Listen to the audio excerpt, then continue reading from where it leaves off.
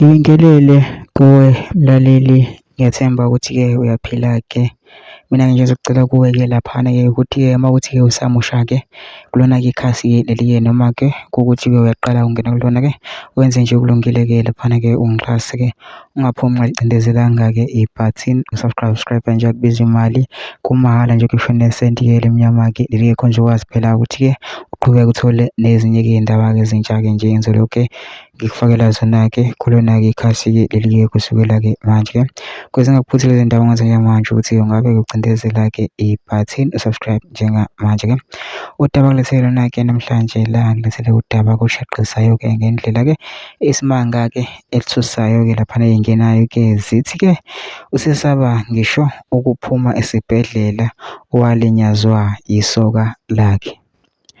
Owesifazane wasePhomoroyi eMsinga usacelelwa usizo ngemuva kokuhlaselwa alinyazwe isoka lakhe mhla zili-14 kumhla ka-14 ngenyanga edlule nokwaholela ukuthi aze angeniswe esibhedlela.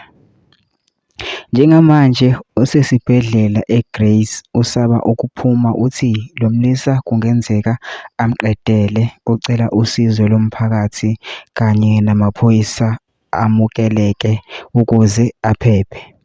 Ucela usizo-ke laphana-ke kumphakathi namaphoyisa-ke ukuthi amlekelele ukuze aphephe-ke laphana-ke ucela ukuphepha-ke uthi-ke kuyingozi kakhulu-ke isoka lakhe leli-ke lamshaya-ke laphana-ke lambeka iga iningi laphana-ke ukuthi-ke uthi-ke usabonga kona ukuthi-ke wakwazi ukuphila laphana okwenza ukuthi-ke asabe-ke nokuphuma-ke esibhedlela-ke ucela usizo-ke nokuthi-ke amaphoyisa-ke amvikele. Ngizocela phansi nama-comment section ufushe uvo lwakho ukuthi nawe ucabangani-ke ngalo-ke udaba-ke lolu-ke bese wenza kulungile nje ungixhase-ke ucindezele-ke ibhathini usubscribe nje akubiza imali kumahhala nje kusho nesenti likhonza ukwazi phela ukuthi-ke uqhubeke uthole nezinye-ke iy'ndaba-ke ezintsha-ke nje ngizolo ngikufakela zona-ke kulona-ke ikhasi leli-ke kusukela-ke manje.